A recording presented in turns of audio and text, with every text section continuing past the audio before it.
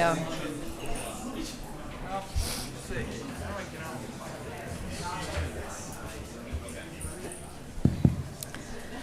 I am delighted to introduce the second part of our policy program. Thank you to everyone for your time and attention during the first part. We had a lot of interesting conversations about advancing clean energy. I'm Chrissy Harbin. I handle external partnerships here at Citizens for Responsible Energy Solutions Forum. This next discussion is a natural seg for our most recent panel discussion on the government's role in incentivizing the clean energy transition. It's been just over 1 year since the enactment of the Inflation Reduction Act, which contained consequential clean energy tax incentives that have catalyzed further commercialization of clean energy in America. There is perhaps nobody better versed in the public sector on this topic than our next distinguished speaker, Chairman of the Senate Finance Committee, Senator Ron Wyden. Chairman Wyden hails from Oregon, a leading state in clean energy, innovation, investment, and deployment. As a Senate Finance Chair, he was a key leader in crafting and guiding the Inflation Reduction Act through Congress. We're looking forward to hearing his perspective on how far the clean energy sector has come in the past year and what's in store to help further deploy and decarbonize our economy. Please welcome to the stage Chairman Ron Wyden. Thank you. Thank you. And maybe it'll be a little more informal if I hold forth from here. And I'm inclined to maybe spare you the filibuster and make some time for questions too. How's that sound? Awesome. A little more interesting. So the story really starts in the winter of 2011. And to say that those of us who were reformers were down in the dumps would be an understatement. Because not only did Waxman-Markey, cap and trade, go down, it didn't even get a hearing in the United States Senate. So put your arms around that one. 40 years worth of work. Cap and trade, carbon taxes, all kinds of regulatory schemes. 40 years in, and you couldn't get a hearing on a bill that passed the House? So, everybody understood that,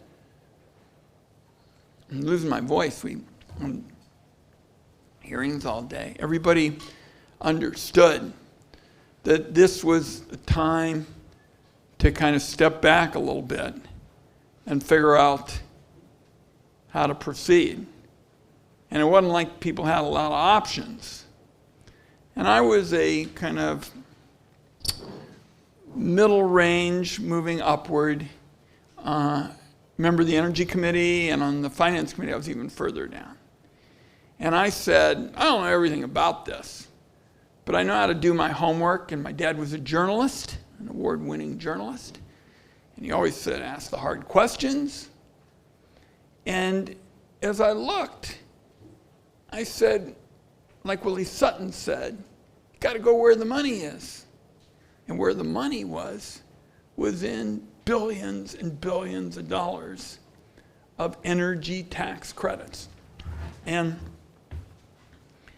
a lot of this was by and large nearly useless, because what would happen was interest groups would go to their congressperson and say, I got this break, Billy Bob or Joey Sam or whatever it was. And it wouldn't be, well, we chewed gum and put it on the windowsill for an hour and it's going to make for good energy in the future that will not pollute. But it was pretty bad. And it was set up to last like 18 months or something like that, so that all the interest groups could crank it up at the end of 18 months and do it again. This was really goofy even by DC standards. So I said, I'm going to add it all up, billions and billions of dollars, and that would free up some money. That would liberate the money to try something good, which is what I set about, doing. And as we got into it, we were struck not only at the size of the money, but how appealing you might have the opportunity to put together a really appealing alternative. Because you could start with not making it mandatory. So you weren't like jamming people after all these years when it was, I don't want to be forced to change. So you might make it voluntary. People knew a little bit about what energy tax credits were. They didn't dislike them, they didn't like them, but they kind of knew what they were, and it was an existing program. So I said, what makes it reform? And I came around to two things. One, which to this day pays enormous dividends, was technological neutrality. Those words, technological neutrality. And Joe Manchin around this time invited me to West Virginia, and I studied like there was no tomorrow. And, you know, he and many others in the Senate are for all of the above if you ask them. What are you for? All of the above. Well, all of the above is not a smorgasbord at your local, beef and chicken place. It basically means that, you're going to have a lot of fossil fuels and you're going to have maybe a little bit of this. But it's going to be mostly fossil fuels because all of the above gives a big advantage to the fossil side, which has been so busy building up its infrastructure, or had been at the time. And so I said, how am I going to talk them into something that kind of is sort of a little bit different and kind of interesting? So I was reading all the literature, and various academics started talking about something called all the above. And I went and talked to some of my friends at Oregon State and Stanford, and I said, well, let me ask you this. Do you think we know what the big carbon emission reducers are going to be 15 years from now? They said, no way. And then I said, would it be better for science if we went to something called technological neutrality and rewarded people for continuing to innovate? And they said, nobody's ever done that. Well, what's wrong with it? And they all looked at me like I discovered toilet paper. And there was kind of the beginning of the policy. Technological neutrality plus rewards. And the more you reduce carbon, the bigger your tax savings. That's what we said. And out of that meeting in 2011 became my visit to West Virginia in 2012. And off we went, kind of looking through the options and the alternatives.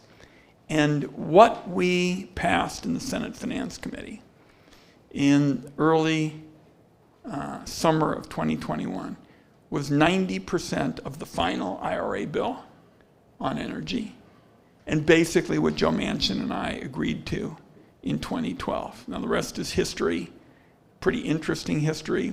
One of the publications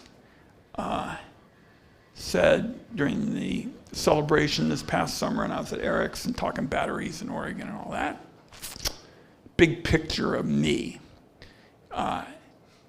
Talked about the history, and this is Ron Wyden, the godfather of clean energy. And my wife, who owns the Strand bookstore in New York City, said, are you a mobster? What's this picture, Godfather? I don't know anything about Godfather. It doesn't sound very good to me. So what we said at that point, as we got into what happened after it got out of the Finance Committee, is the more celebrated in the news kinds of discussions with Senator Manchin, Chairman Manchin, and the President, and the like. And, I figured our job was to hold on to what the Finance Committee had done. And by the way, the Finance Committee scored several other major coups in that bill, particularly on prescription drugs, where I was the author of the bill to allow Medicare to negotiate and the like. So we kept our eye on what the Finance Committee did, and basically the only thing we lost in the overall development was the transmission expansion. And we can go almost to questions now. I think the table is set for the next two big areas, transmission and permitting. Those are the two. Permitting was never on the table for the IRA, but transmission certainly was. And transmission is hugely important all over the country, but particularly important in places like the South that have not had the development and the growth in terms of renewables. And once we expand transmission in the South, it's going to take off. But to think, and Eric and I were talking about this the other day, that in the context of EVs and the transition, and we can talk about that too, that horse and buggies gave way to the internal combustion engine. The internal combustion engine is given way to batteries and electrification. If you look at the historical kind of arc, we used our time pretty damn well, from asking in 2011 what was next, to the fact that when I was in the Finance Committee and I pulled kind of out of nowhere talking to people, well, let's plan for $400 billion worth of investment in the private sector, and we're probably going to get double that. We made a lot of headway in a decade.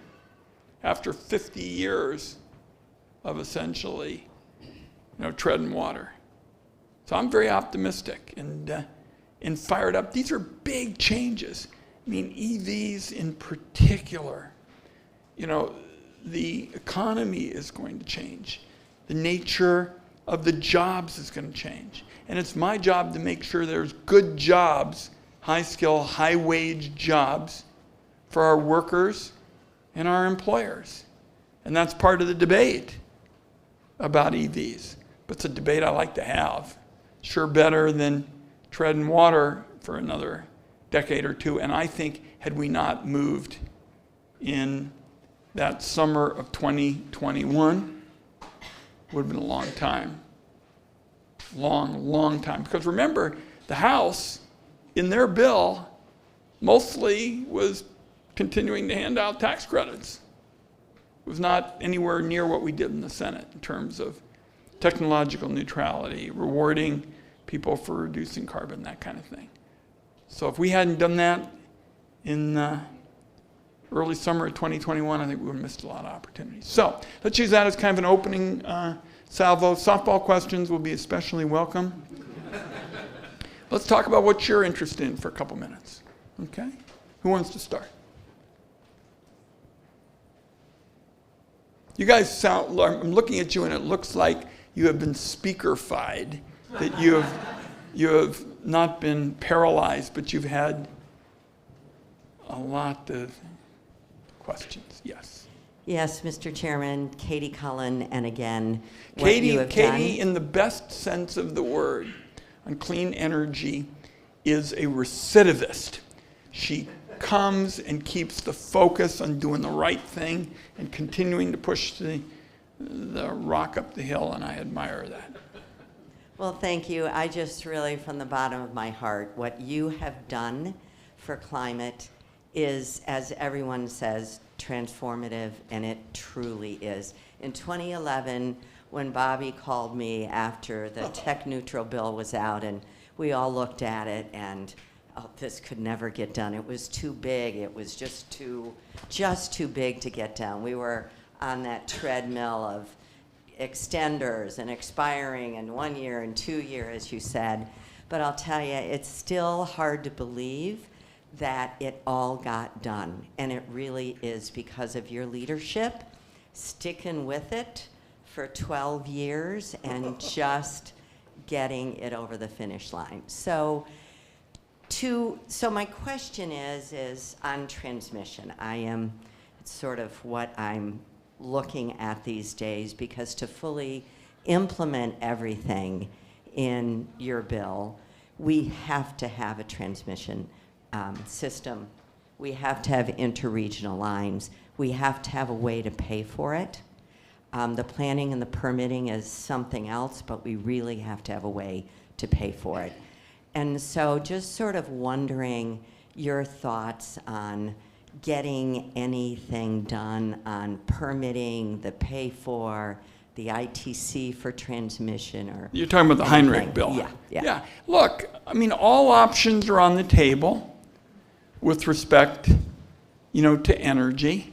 I think we all know that we're heading into, an election year, which isn't the most likely, track. And then there's some sleepers. My colleagues are doing very well on the border adjustment kind of effort and building a good bipartisan kind of coalition. So all the options on financing are on the table. With respect to permitting, my first choice, and Sarah Biddleman and Alice and others are looking at this, I'd love to find something that does, as we did in the original bill, that rewards people, or some sort of fast tracking for permits that are showing strong early progress in terms of reducing carbon emissions. It's harder to do on the regulatory side than on the tax side, so I don't have the answer to it.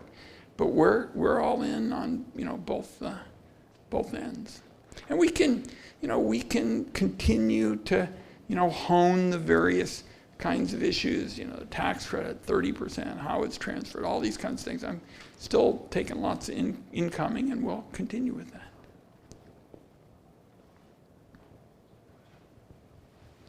Hey, Chairman. Chris Knight with Argus Media. So with the shutdown coming up, I imagine you might be hearing from the administration about implementation of the law.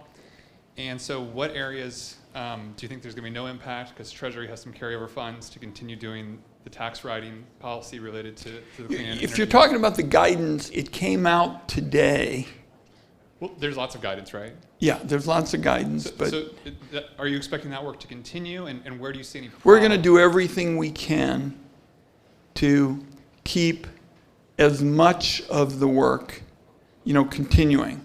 I mean, I was in the middle of, nominees, hearings, and I caught a, glimpse of a headline from the Post, guidance coming out today, and since it was to a great extent health and taxes today, one of the things I was trying to spell out is that anybody who votes for the shutdown looks to me like they're saying to senior citizens, you better not lose your Medicare card, because if you lose your Medicare card, you're not going to be able to get a replacement. So there's a lot to dig into in this guidance, and I really want to get it right in terms of climate. But we do believe, as a kind of fundamental proposition, there's lots you can do. So you're not going to just kind of say, well, and the people who are involved in this are very much committed. They're not going to say, well, all right, let's go to lunch and call it a day. Last question. Hi, Senator. Thank you for joining us today.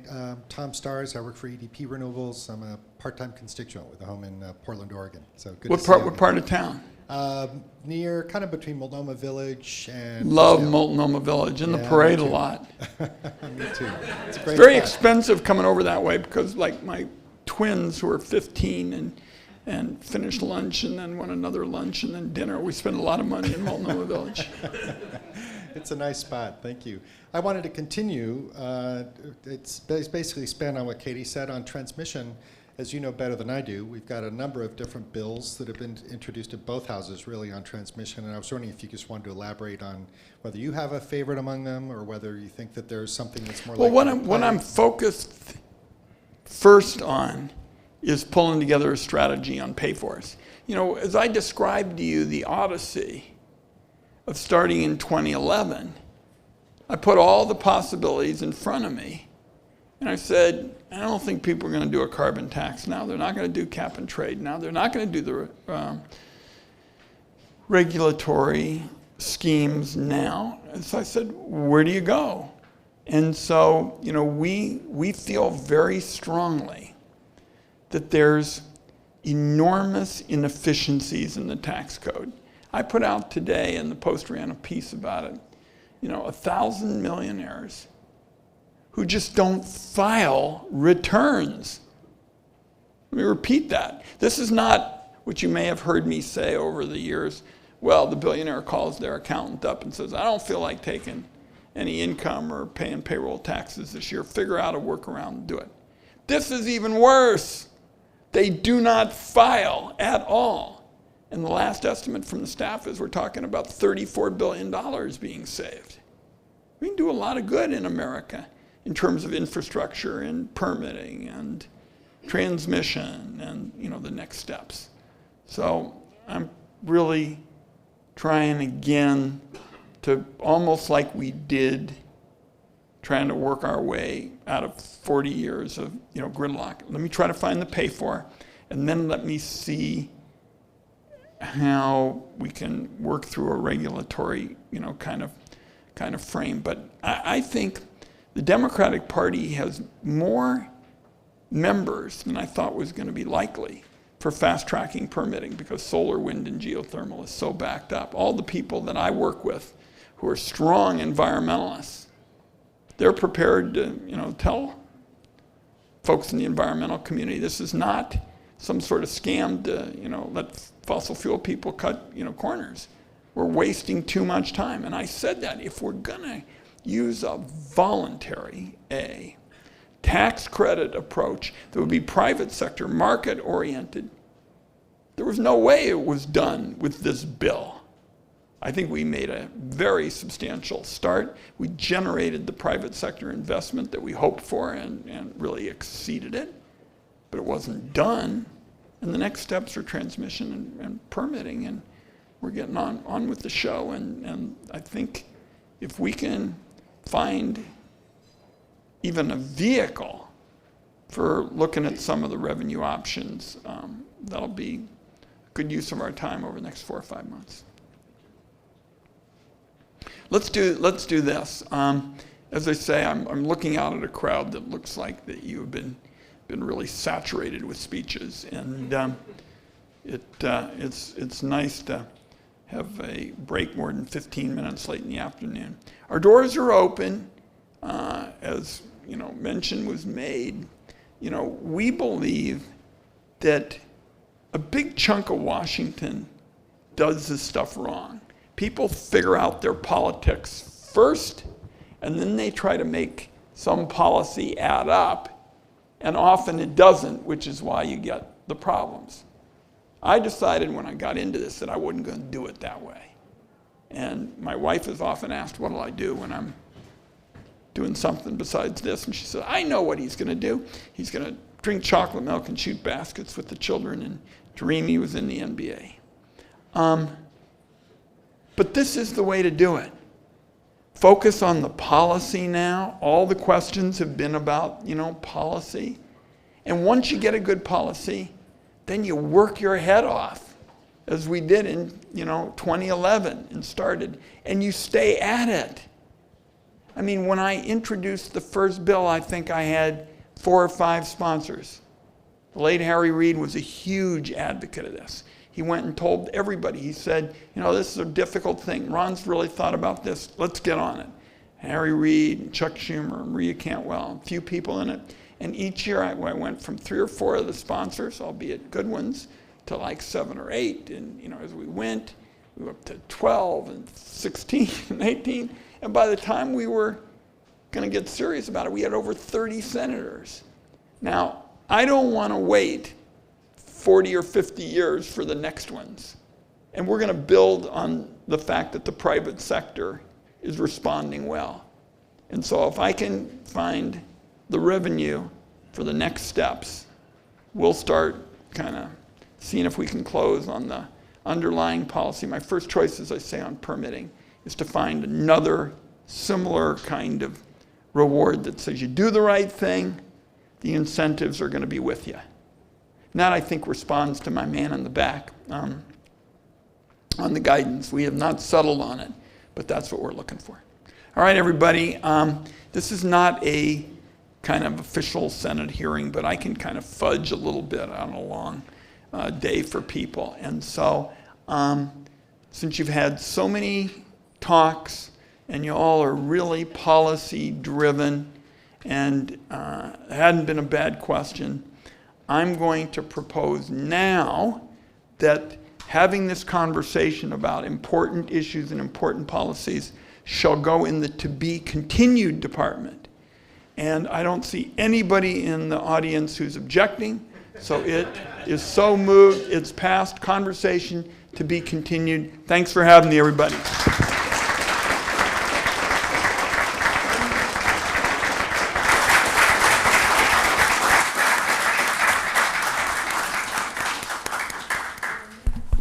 Thank you so much, sir. That was great. We greatly appreciate your leadership in the Senate.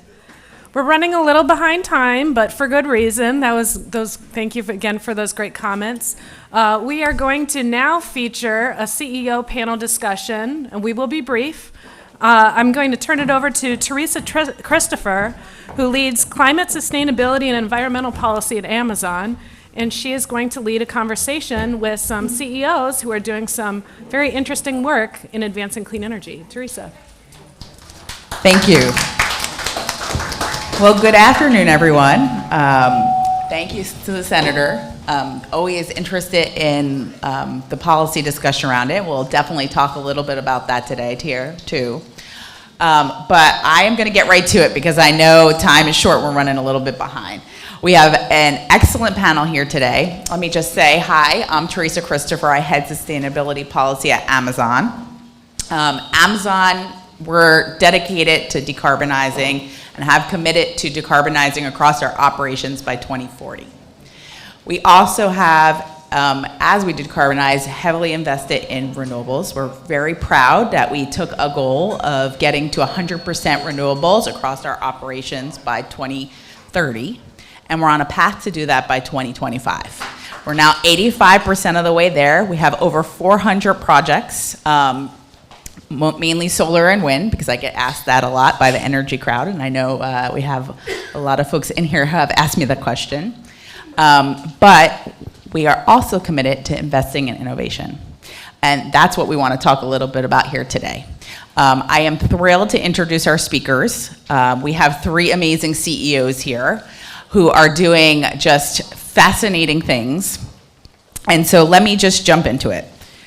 We have Adrian Corliss, who is the CEO of Carbon Capture, Inc. We have Eric Dresselhaus, who is the CEO of ESS. And we have Sung-Hoon Woo, who is the CEO of Amegy. So I'm just going to jump right into it. I'm going to throw this open to all of you, and I'd just like to start by asking each of our panelists to briefly tell us a little bit about what your companies do and what kind of technologies you're working on. Sung-Hoon, why don't we start with you? Sure. First of all, thank you for having me. My name is Sung-Hoon Woo. I'm the co-founder and CEO of company Amegy. So at Amegy, we developed technology which is taking ammonia as a fuel and converting that ammonia to power so that we can start using ammonia as a fuel. So company is 3 years old, and company has raised roughly $220 million from investors, including Amazon's Climate Pledge Fund. And company is located in both Brooklyn, New York, and Houston, Texas. Then we have roughly 180 people working together. So in the earlier sessions, we talked briefly on hydrogen, and we also talked about challenges in hydrogen moving around. Transportation and storage of the hydrogen may be a bigger problem than probably the production itself. So if you look at the ammonia, though, ammonia can actually store more hydrogen than hydrogen itself. And also it's easier because you can make ammonia a liquid phase. You can keep the ammonia liquid at room temperature. But converting ammonia to energy or to hydrogen has been difficult. So we essentially provide a technology which can very effectively and efficiently convert ammonia first to hydrogen and take the conventional and off-the-shelf fuel cell to convert that to power without having the hydrogen storage unit, so that we can very efficiently convert ammonia to power. So company has been scaling up technology for the last 3 years. So we made ammonia-powered zero-emission drone and tractor and semi-truck, and this year we are building the ammonia-powered tugboat megawatt scale. And the company is planning to commercialize this technology in the maritime shipping starting from 2024. So very excited to be part of this conversation. Thanks, Sung-Hoon. Appreciate that. Adrian, you want to go next? Sure. So I'm Adrian Corliss. I'm the CEO and CTO of Carbon Capture, Inc. So we're a direct air capture company that's based out of Los Angeles, California. We have about 60 employees. We're catching up, and we've raised about $80 million to date, including participation and support from the Climate Pledge Fund. So thanks. So for those of you who aren't familiar, direct air capture is in the carbon management space. So, think about it sort of in broad terms. In the carbon management space, there's more traditional carbon capture and storage or utilization, which is intercepting point source emissions before they're emitted in the atmosphere. Super important.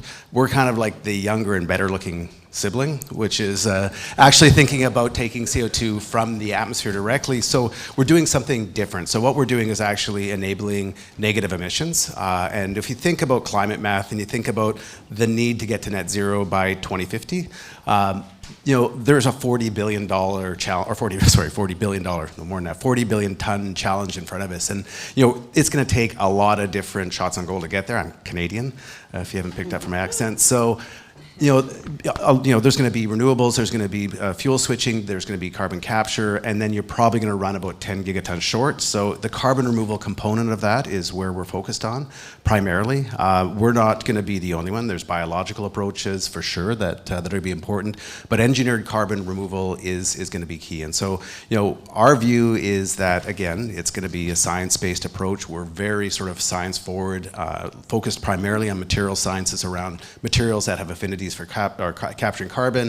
It's about driving CapEx down, it's about driving energy usage down, but ultimately it's getting the process cheap enough that we can actually impact gigaton scale removal. So that's kind of what we do. And real quickly, because I think we're talking about policy. The last 2 years have been pretty incredible with the bipartisan infrastructure law, which came out first, and it really did a lot for a lot of industries, but it did also allocate $3.5 billion to direct air capture for 4 regional hubs.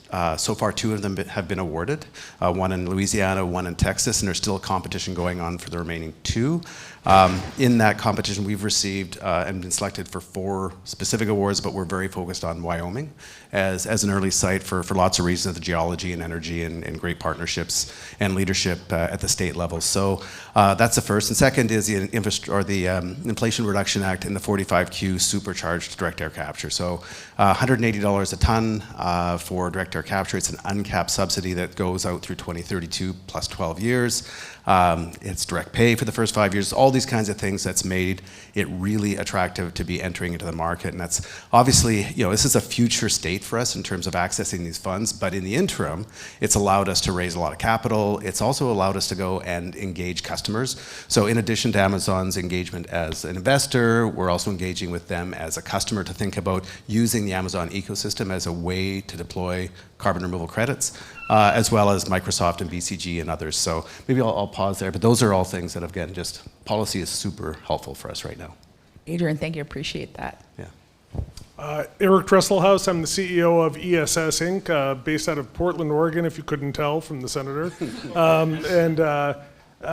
We are a long-duration energy storage company, so we focus on what's known as intradural, so everyday batteries that you can charge and discharge to help shift renewables or build resiliency and reliability. To my knowledge, we haven't gotten any money from the Amazon Pledge Fund, but maybe our odds will change tonight. We're maybe in a little bit different place. We've been around for a while, so we're now in commercial production. So we're off shipping product today to large utility customers, large industrial customers. Our focus has been on the countries that have the highest levels of renewable penetration, so Australia, New Zealand, here in the US and Europe. What tends to happen is you get to higher and higher levels of renewable penetration, you realize resiliency, reliability become really important, and that's where long duration storage steps in. So excited to be here and excited for the conversation. So, Erica, let me start with you. You had a pretty big announcement this week with Honeywell. Do you want to tell us a little bit about that? And maybe talk a little bit about, has the market changed in the last year since the IRA was passed?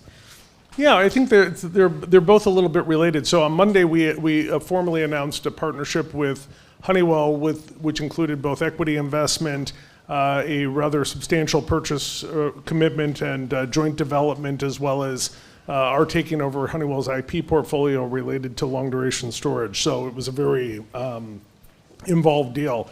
And I think it is a little bit connected to the IRA getting passed in that And hopefully I would wish this for these guys who are maybe a little earlier in the process and for everybody else in the audience that the one thing we know about all technologies in this space is it's important to get to scale. And it's really hard as a young company to get to scale. This is hard work, it's hard technology, it's just hard to do. And so by teaming up with somebody like Honeywell, who's got immense scale and the depth of their technologies, you probably might think of Honeywell as like thermostats on the wall, and that's a fraction of what they do. They're mostly an aerospace business that happens to be one of the leading providers of advanced materials in the world. And so that part is what really helps us think about scale, global reach, and getting a lot bigger a lot faster, because and I really appreciated the senator's comments. I know that he and I talk about this on a relatively frequent basis, that to really have an impact, you've got to do things at scale. You just cannot, it's cute to pull off a science trick. It's cool to do it at massive scale and take gigatons of carbon out of the system, right? So that's the bridge that hopefully the IRA does. Now, the one thing I'd say about the IRA, and it may have been in part of one of the questions that was asked, what we've seen is when IRA was passed, of course, everybody was almost euphoric, super excited, like, isn't this amazing? Now, it's been a slog to get through the IRS guidance, get these things put into rules, and at least the audience that we sell to, large industrial customers, utilities, people like that, they're not risk adopting people, so they want to see that the laws are done, the rules are in place, and that's my hope, government shutdown notwithstanding, that we can lock in the rulemaking, because we've got a lot of people kind of waiting in the wings saying, yes, but I want to wait until, and that kills us. So certainty to help scale and deploy. Well, let me go back to you, Sung-Hoon. We were just talking about scaling, and I know maritime shipping contributes about 90% of, 90% of goods are shipped by maritime. And maritime shipping contributes about 3% of GHG emissions. Now, you're a little bit earlier stage, it sounds like, than ESS, but can you talk a little bit about your timing and your timeframes, and what is it taking to scale? What do you see actually to scale and deploy your technology? Sure. So you mentioned about the 3%, but the bigger problem is actually we are producing more products and more materials, so the 3% is increasing rapidly. So the experts are actually expecting that 10% of the greenhouse emission can be coming from maritime shipping in 2050 if we are not taking action today. So essentially 1 out of 10 carbon molecules could be coming from the maritime shipping. So we really have to take the actions today. So company is relatively earlier stage compared to the other companies, but we have been scaling up the technology fast. Part of the reason is to really demonstrate the scaled technology to the commercial partners as soon as possible. So we started from the 5 kilowatt scale drone like 3 years ago. Now we are building the megawatt scale.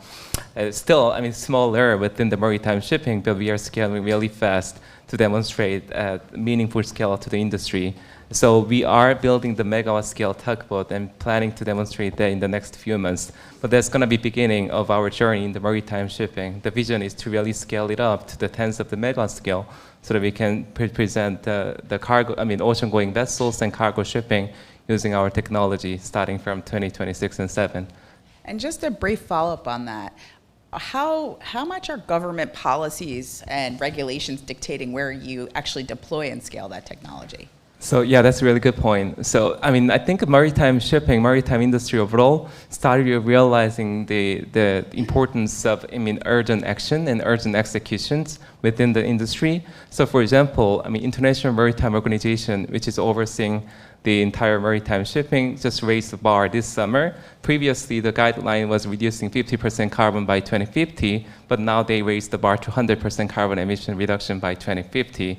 So that is trickling down to the local, the regulators and jurisdictions. For example, EU ETS emission trading system is including maritime shipping from 2024. So actual penalties coming to the shipping industry, and also the EU Fit 55, Fuel EU, that is providing additional penalty to non-zero emission fuel starting from 2026. So it's being actively implemented, I would say. However, if you build the vessels or ships, it's going to be in the water at least 25 years or 30 years. So if you truly want to reach net zero 2050 in the maritime shipping, there needs to be more actions and more active policy implementation needs to be happening. Great. Thank you. Adrian, let me turn to you now. We talked about the IRA, we've talked about the infrastructure law, we know the incentives are helping the industry, and it sounds like they're helping, you mentioned helping the DAC industry scale. What's the next big thing on the policy front for the DAC industry? What else is needed? Okay, well, there's a few things, and maybe beyond just policy as well too, because actually just to echo, what Eric said and also what Sang-Hoon said is that, there are a couple things that are really important to scaling, and again, we're right with you. Like, for us to be successful, we may have a successful business, but we won't be successful unless we've scaled because we won't have impact. And so I think that, a couple things, a policy is really important to set the stage.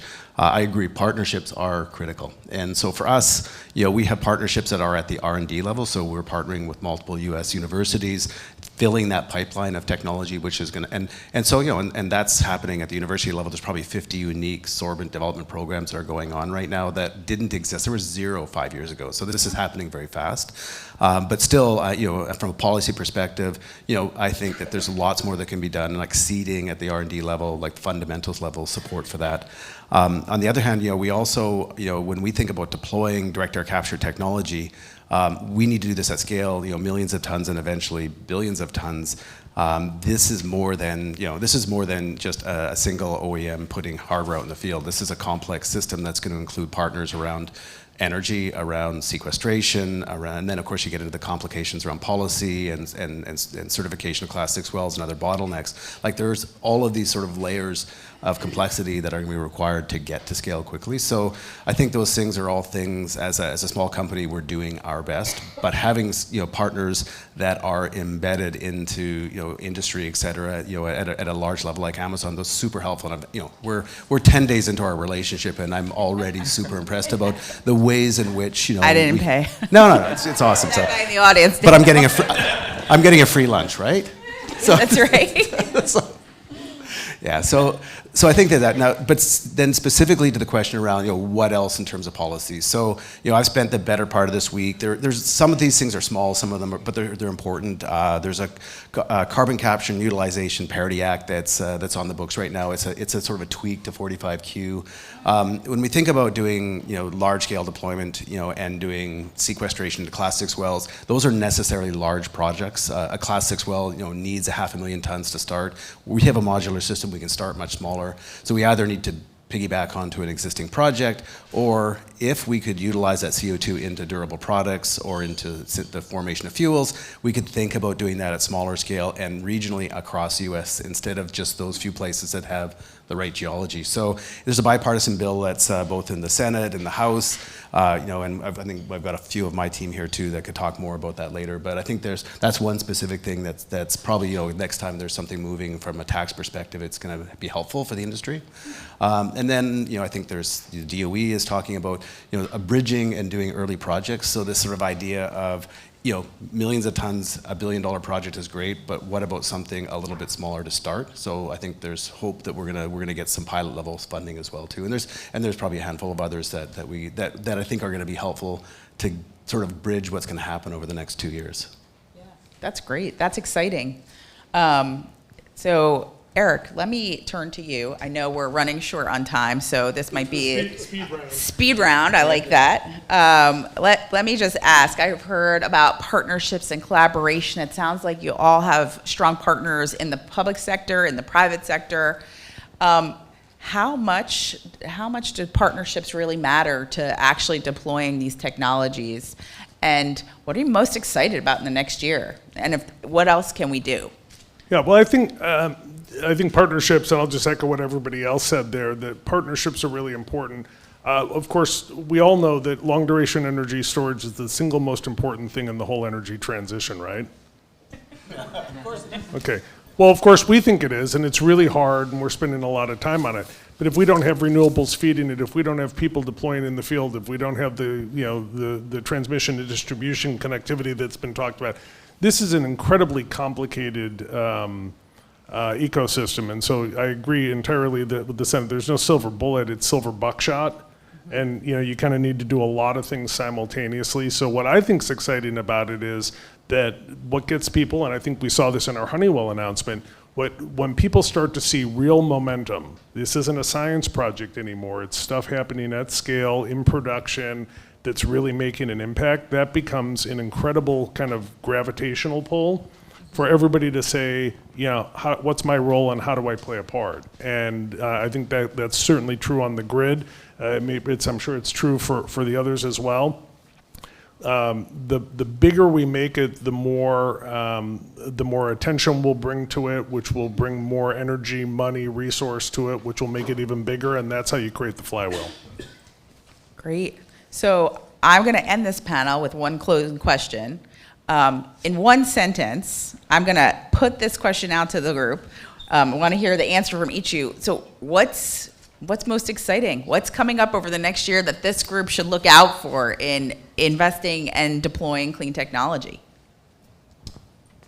Amount of the investment, this is the amount of the intention, and the amount of motivation and the momentum coming to the maritime shipping as well as heavy industry. Because this is longer than one sentence, but we focused we focused a lot on the electrification using battery. But now the intention and also the interest and the money is coming to the heavy industry decarbonization. So we are extremely excited to be part of that transition and revolution.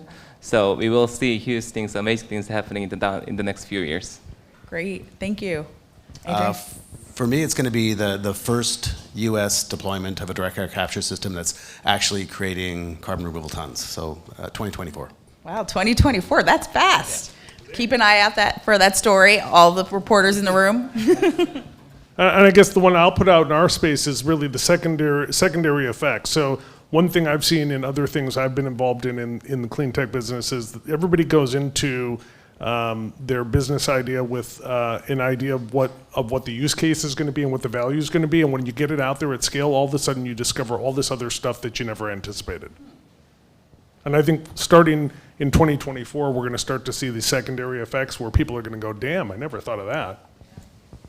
That's exciting. Thank you all. I appreciate your time. I'm sorry for the speed round, but appreciate it. And so please give our panelists a round of applause. Thank you for being here.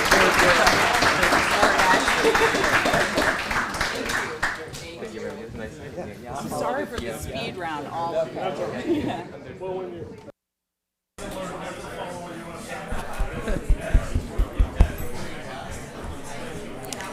Thank you, Teresa, for that really engaging conversation.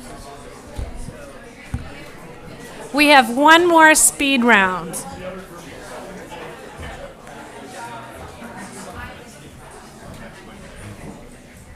That was fantastic. Thank you, thank you. We have one more speed round. We greatly appreciate everyone's time and attention. I'm very excited about this one. Last but certainly not least, we have an armchair discussion featuring two very important offices within the Department of Energy, the Office of Tech Transitions and ARPA-E. And to lead this important conversation, I'm going to turn things over to Jim Cabot with Breakthrough Energy. Jim. Hi, everybody. Best for last, we hope.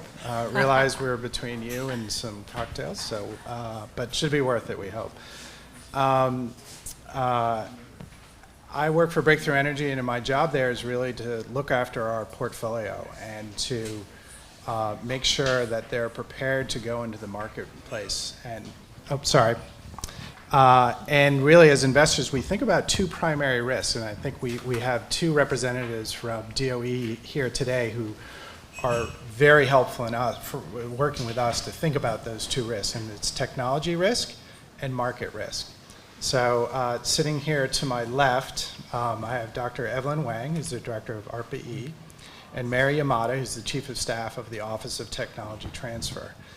And for us, those are two of the most important offices in the federal government because they really address those two risks. So let's get to the heart of the conversation. Evelyn, why don't we start with you? Tell us about your mission and what you're trying to accomplish. Sure. Thanks very much, Jim. Hi, everyone. Again, I'm Evelyn Wang. I'm the director of ARPA-E. And ARPA-E is an agency that supports high-risk, high-reward transformational energy technologies. And so we support basically all range of technologies, from how we use energy, to how we generate energy, to how we store energy. And we are an early stage R&D agency, so a lot of the opportunities we see are so early stage that you don't even know if it's really gonna work yet. And so with that, we support these early stage projects, and what we wanna do is sufficiently de-risk them so that the private sector will then pick it up and invest and ultimately deploy it at scale. Mary, tell us about OTT. Yes, OTT, we call ourselves the Otters for short, because you got to have a fun catchphrase somewhere. But we are very much focused on increasing the impact of the department's research, development, and demonstration and deployment dollars. So what does that mean? We're very focused on those transition points, right? So when you're handing off something from the lab, when you're getting ready to go to prototype, when you might be ready to spin out in a startup, then when you might be ready to go to your first pre-commercial demonstration, then to commercial demonstration.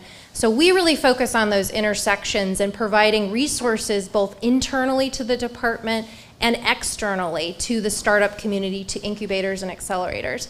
So we fund our energy program, Innovation Clusters program, which supports local and regional incubators across the country. So really focus on that infrastructure fabric that's so critical for commercialization. We also do a lot of work with the national labs. So we actually fund researchers to get training so they understand what they actually need to do when they're in the labs working on their technology innovations, to actually be thinking forward about what they need to do if their technology is going to have a chance of actually getting to the market.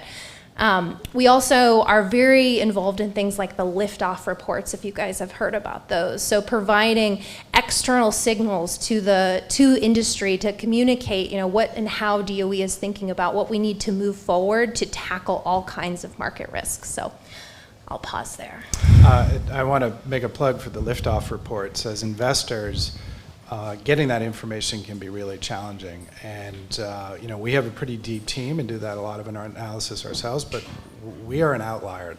And a lot of what those reports do is they really help level set a lot of the market expectations and the signals in there, and it can bring a lot of confidence to investors to make those investments. So Evelyn, one of the things we had a little chat before we got up here, but we were talking about how ARPA-E thinks about cost and performance at the same time. Yeah, it's a really important point. So at ARPA-E, we do in fact consider both cost and performance. And the question we always ask ourselves when we're starting to support various programs is, if it works, will it matter? And the technologies that we're supporting, because they're so early stage R&D, in fact, a lot of the teams come from academia. It's about almost 50% of our portfolio is based on academic-led teams. So they're actually really good at answering the part that says, if it works, right? Because they are creative technologists that want to be entrepreneurs.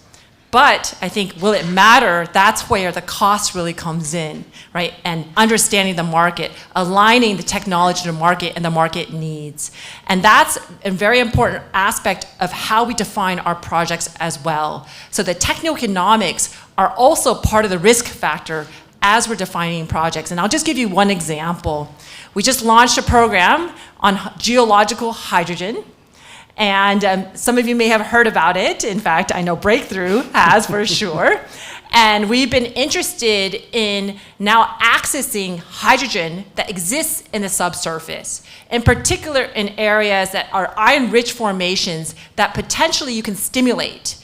If you now oxidize the iron, you can potentially stimulate and access the hydrogen. There are many technical questions right now. It's an open field. That's why we're excited about it. It's high risk in that nature. But also we said, okay, well, for it to matter, it needs to be less than $1 per kilogram.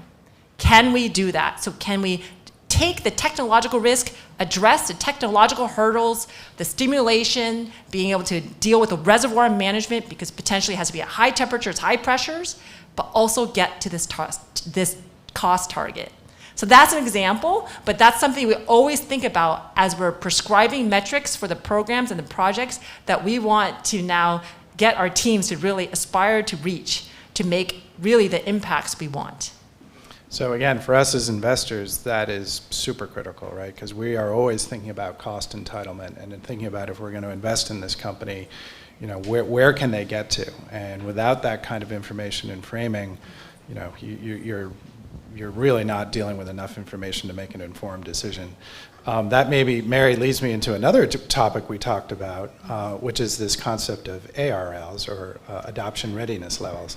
Yes, yeah. So one of the things, so I mentioned OTT, we're a leverage office. We provide resources. So Dr. Vanessa Chan, who couldn't be here today, one of the things she has been so focused on, I think even before her time at DOE, was thinking about a framework that technologists can use, that early stage businesses can use, to think about what are the market risks? How can we frame those? How can we provide dimensions that will help people plan and think ahead? So things like, you know, siting and permitting. We heard, I think earlier, the senator talk about that as being such an important issue, but having technologists think about those issues earlier on.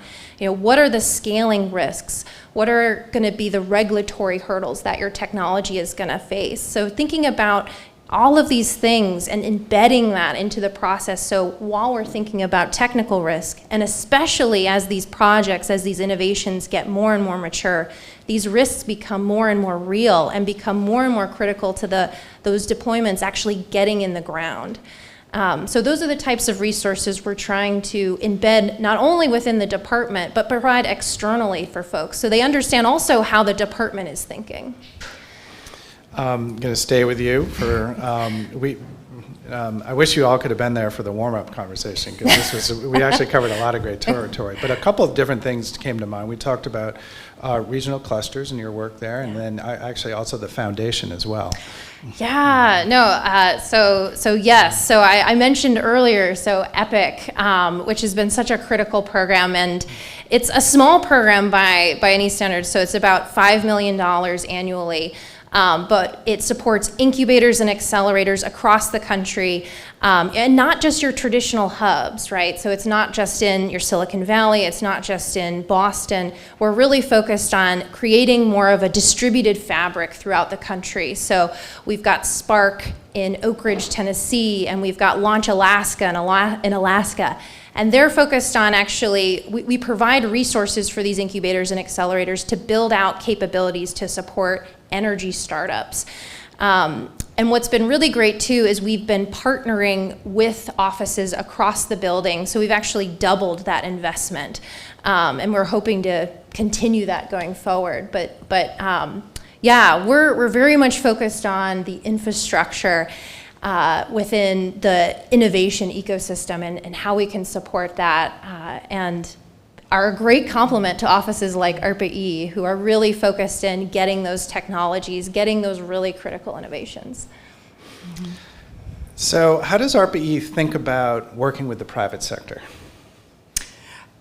It's very important to us, and in fact, throughout our whole even start, before we're kind of thinking about technological white spaces, where we should go, we want to engage with the private sector, understand also their interests, how they're going to be engaged with throughout the whole process.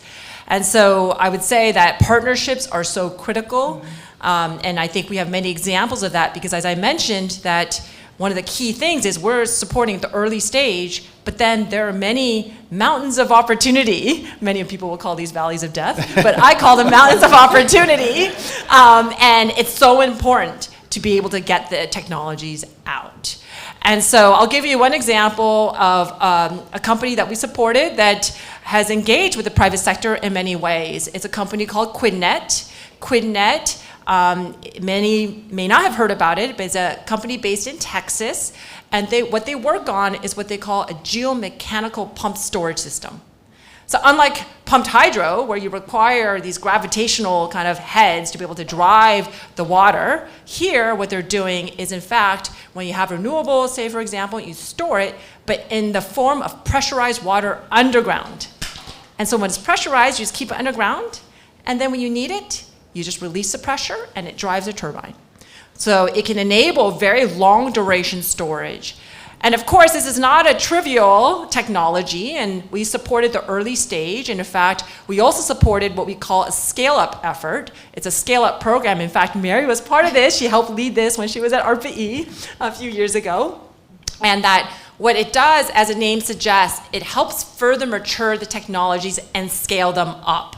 And the whole idea is to further de-risk it within the portfolio of ARPA-E, because what we realized is that often our technologies are too early stage still when they come out of just the original programs.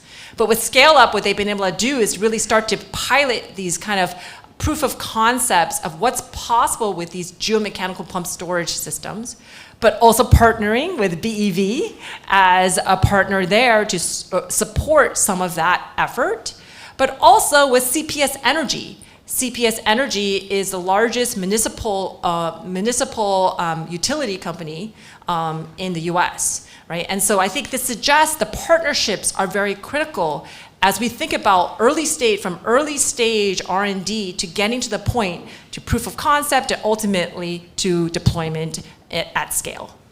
Yeah, and I would just add to that. So I think ARPA-E is such an interesting catechism, right? Because you guys have kind of you're technology agnostic. You can kind of control from all the way to research, kind of as far as a way to scale up, right? And I think it's served as a lot of inspiration, not just for my individual office, but kind of across DOE and thinking about what are different types of program designs that can really help and push innovation. So Scale Up, I know, has been an inspiration for offices like the Office of Clean Energy Demonstrations. And then also in the way that Scale Up reaches up kind of through the continuum towards commercialization, OSID is thinking about programming that reaches down. So how can they build their pipeline to get to those big demonstrations? How can we make sure we have startups that are ready to participate? So yeah. Full disclosure, QuidNet is a BEV company, and one of our earliest ones. I was doing a little bit of math. I'm not sure I have all the numbers right, but a quick scan, but about 10% of our portfolio are RPE companies, and we invest globally too, so we're investing across the world, so that's a pretty impressive percentage. Let's see, where did we want to go next? Sorry, I need my glasses to see my notes. One of the things I wanted to touch on, so Evelyn, you were talking before about the work with the private sector and how you kind of have this feedback loop as well. And from our perspective, that is incredibly valuable. I mentioned at the beginning of the talk that venture capitalists think about two primary risks, right? The technology risk and the market risk. And it's an old adage that they'll never invest in both, right? It's going to be one or the other. It's a software play where it's easy, you can do it, but you're not sure if the market will take it, or maybe it's a drug development play, and you're not sure if the drug will get there, but if it does, the market's going to accept it. So you pick one or the other. In climate tech, you don't have that choice. You inherit both of those risks. So to have the government understand that and embrace, trying to address those risks, get the market to understand them and work with them to lower them, it's the only way that this is going to work. Because from a just straight up investor returns perspective, the risks are so high in climate tech, it's challenging unless you can do that. And so what these two offices are doing are really invaluable to spurring a lot of that, the investment that you've seen come into the space over the last 5, 6, 7, 8 years. I think it's due to a lot of that that kind of thinking that comes into the marketplace. Okay, I'll get off of my soapbox for a sec. So let's talk about, you mentioned white space. Start with either of you, whoever wants to go first, but what are the things that you're seeing, either from a technology perspective or a market perspective, that you sort of keep you up at night, that you think are gaps that need to be filled, or as you said, opportunities that need to be taken on? So I'll go first, and I'll say that we are always looking at technological white spaces, and of course, considering also the market. We think there are a few opportunities. I'll just mention just a couple or three. The first is looking at circularity, in particular battery circularity. We know that where often you hear about recycling, but we want to think about recycling as a last resort. So how do you now manufacture potentially batteries that can extend the life, be reused in that context, and that could expand to beyond just batteries, but I think that's an area of active interest to us. Another is how you can take advantage of intermittent sources like renewables to convert them into fuels. So renewables to fuels, and this is an opportunity by which now you can imagine storage in other means that are local, so you don't have to transport it, but actually be able to take advantage of the dynamic loads that are happening because of renewables. And finally, I'll just mention, because we are always a high-risk, high-reward agency, we are looking always to pursue ways to commercialize fusion. So that's something that I think continues to be an area of interest. There's a lot of challenge, we know, but it's important to continue to invest in those efforts and to kind of think about, there's advancements in the spark. We want to help create the fireplace. I just had an hour-long briefing last week from our fusion expert, and it's not as far away as people think. I've been told to wrap up, so Gaps. you have last ups. So we haven't actually spent a lot of time talking about the bipartisan infrastructure and the IRA, right? But those have been such a massive infusion to the Department of Energy. And we know that those are going to get us like 40% of the way there. So where is the rest of it going to come from? It needs to come from the private sector. So that has been such a big focus of OTT, is how can we find better ways to work with the private sector to leverage that 30 trillion that's going to need to come from investments that are being made in industry to get to our 2050 climate goals. So we're thinking about new ways to partner. You mentioned the foundation, which I actually didn't talk about, right? So how can we leverage, philanthropic dollars and the blending of public and private capital to do new and innovative and flexible things that the government can't necessarily do by itself? Fusion, so I think is a very interesting example, right? Because there's a lot of issues when it comes to thinking about the regulatory risks, things that are outside of DOE's control. So maybe if you had an outside entity where lots of that nexus can happen around, that might actually start to pull some of that out. You might get all of the right actors together, just as an example. So really trying to think creatively in the department. I think another good example is demand side support. So trying to think about, can the department actually send demand signals? So by thinking about things like helping to broker offtake agreements, right? For particularly thinking about things like hydrogen, where we know that there's kind of like a chicken and an egg. There's a supply issue and a demand issue. So can the department actually think about ways to, help use its muscle, help use the investments it has to kind of get that wheel spinning? That I could talk for hours about that, but we can't. I'm getting the red flag, but that is so important. I can't emphasize it enough. I want to thank both of you for coming today. Also, thank you for all the great work you're doing. It's so invaluable, and so excited to have you guys leading the charge on this.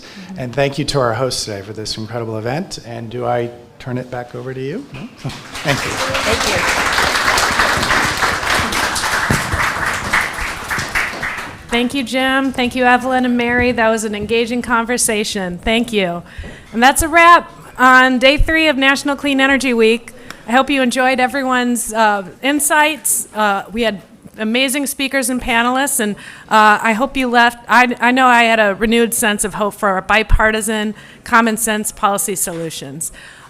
We have to turn over this room pretty quickly for our next event, but invite everyone in this room to join us for some cocktails and conversation just outside these doors. So thank you very, very much for your partnership in NCW.